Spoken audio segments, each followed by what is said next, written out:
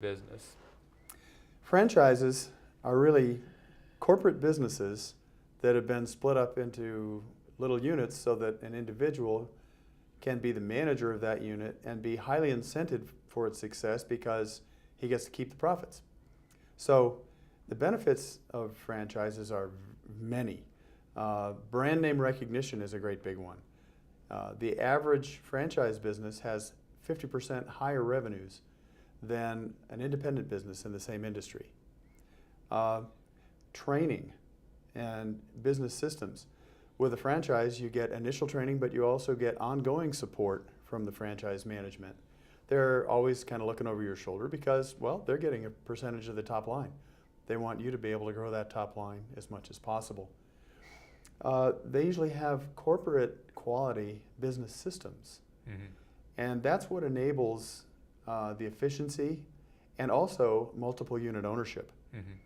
Earlier you said that just because you can do the process, whatever it is that makes money, doesn't mean you can run the business. Well, in franchises, the normal direction given by the franchisor to the franchisee is that they don't want the franchisee doing the process. They want them managing the business and doing business development and making the business run efficiently and looking for ways to improve the business. They don't want them being lost in whatever the production of the product or service is. Mm-hmm. They want them looking at it as a business unit and managing it as a business unit. Mm-hmm. And that's what enables them to have multiple unit ownership. Mm-hmm. And so people often think, well, gee, why would I want to own, say, a hamburger business or something like that? I can only ever just run the one location and I'll never get rich doing that. Well, I have a client that bought one restaurant in 1994 and now he has 42 restaurants. And his gross sales are in excess of $60 million a year. Wow. And his net income is about 17% of that. So don't sneer at hamburgers or franchises. Well, I mean, McDonald's, of course, has been a classic moneymaker for many people. And they're a great example of another feature of businesses, franchises, and that is business development. Mm-hmm. In the world of business, the law of the jungle is adapt or die, because the environment's always changing. And McDonald's is such a great example because remember when McDonald's used to be just hamburgers, fries, and soft drinks, right? Uh-huh. Well, now that accounts for less than half their sales. Mm-hmm. It's salads, it's wraps, it's yogurt with fresh fruit, it's breakfast with fruit, breakfast cereals. Mm-hmm. And they've had to adapt. And as a franchisee, you benefit from that corporate level R&D and corporate level market testing. Mm-hmm. So by the time you as a franchisee get a new product, it's been thoroughly researched, it's been market tested at different price points and different recipes and different packaging. And it's really been optimized. It's going to work for you. Yeah, they've done the details. I mean, they're probably the extreme. And frankly, folks, McDonald's doesn't have the best hamburger, okay? But they have the systems. They know how to lay out an operation that works, and they can take 16-year-old pimple kids and make it run. So anyway, it is a great example from that standpoint. All right, now what if you go for the independent business route? Well, independent businesses can be very good too, but there I think you need a much higher skill set to succeed, and you need to be very creative yourself. You need to be able to do all of these functions that the franchise is doing on a corporate level, but do them yourself. Mm-hmm. So that means or hire them done. Or hire them done, mm-hmm. And that may or may not be cost effective sometimes too. Uh-huh. So you're going to get some training if you buy an existing business from the seller, but it's fairly minimal training, and once that training's over, you're pretty much on your own. A lot of sellers are nice people, and they will come back and help you if you're having problems.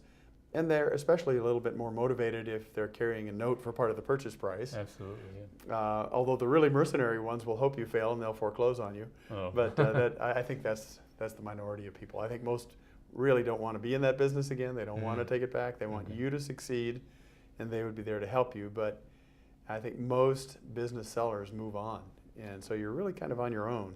Okay. Why would you consider working with a business broker when you're buying a business?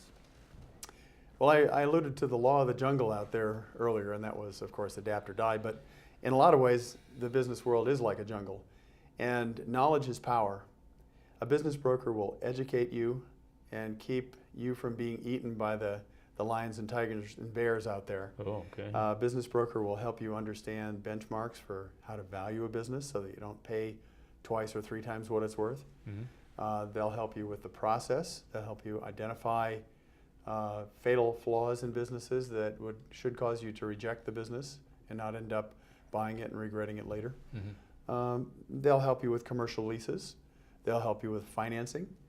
And they have, if they've survived in the business for any length of time, they must have some negotiating skills. When you're their client, you benefit from those skills. Most people go out to buy a business. It's the first or maybe even the second time that they've bought one. But the broker does this all day, all week, all year. Myself, I've closed in excess of 350 transactions. Mm-hmm. And that doesn't count the ones that we worked on that didn't close. So I've had lots and lots and lots of experience at every step of the process. I know all the details, and I think most brokers are like that too if they've been in the business for a while. So the client, the buyer, would benefit from all this experience and knowledge that the broker has. Okay. Who usually pays the fee to the broker? In most cases, it's the seller who pays the fee, and there's a listing agent, and the buyer may deal directly with the listing agent, or he may deal with a cooperating broker. Mm-hmm. In some cases, the buyer pays the fee.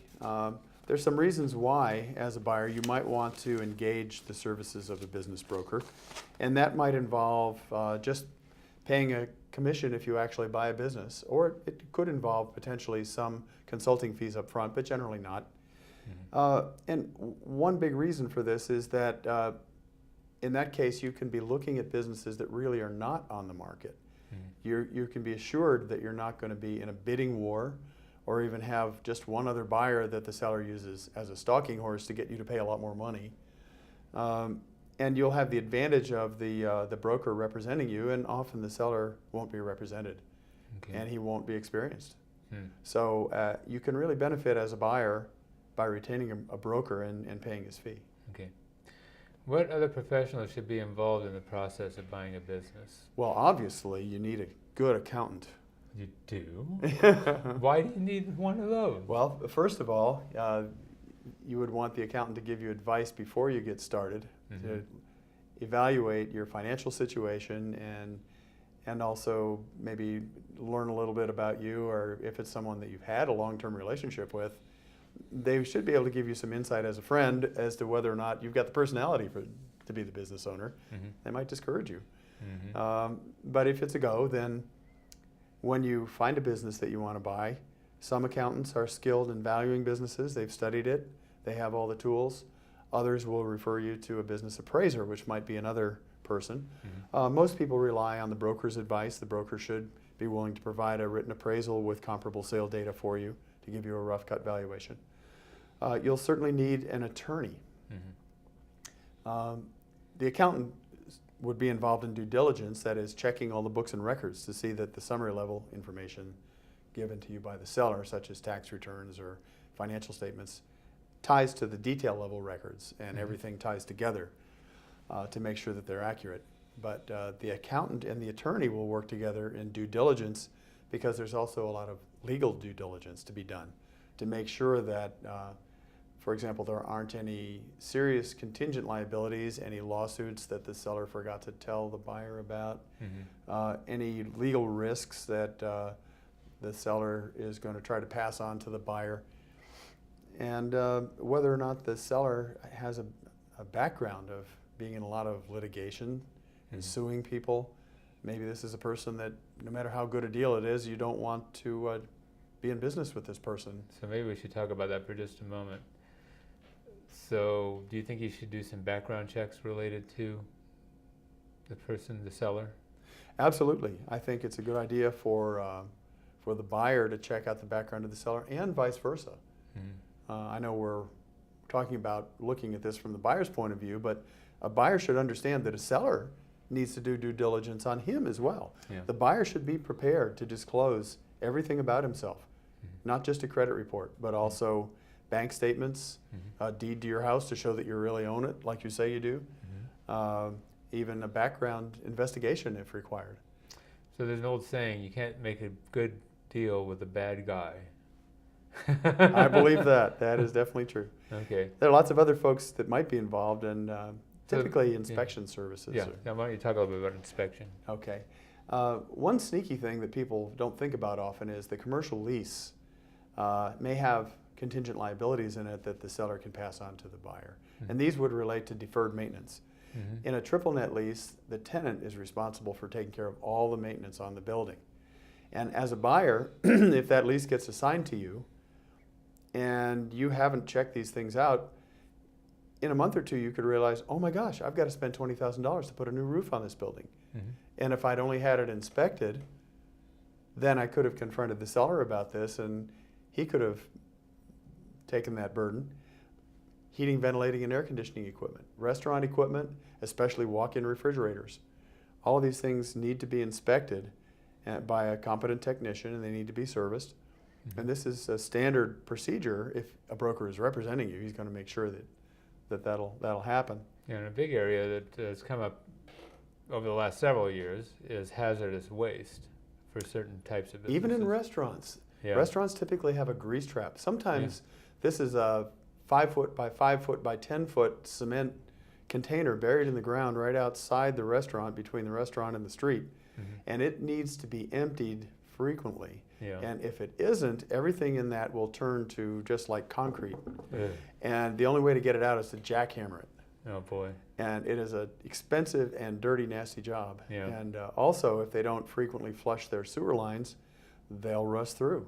Oh boy. And you may end up jackhammering the floor out of a restaurant to put in all new sewer lines at a cost of $50,000. So inspectors are very important when you're buying a business to make sure you avoid contingent liabilities for deferred maintenance. So Greg, where did the time go?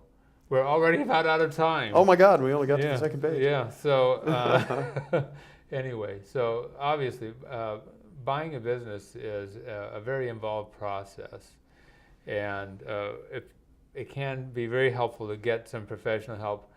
And you want to avoid skipping steps because this is a major investment. You're talking about something that you may be spending many years working at, possibly the rest of your life. And so it really makes sense to do that due diligence and spend the time and the money to investigate and to make sure that you go through the process properly. So get good help, get these professionals involved, be sure to do the investigation that you should be doing. Folks, big deal when you have a business in your life, I can tell you, because I've got one and Greg's got one. But it can be worthwhile and rewarding. See you next time on Financial Insider Weekly.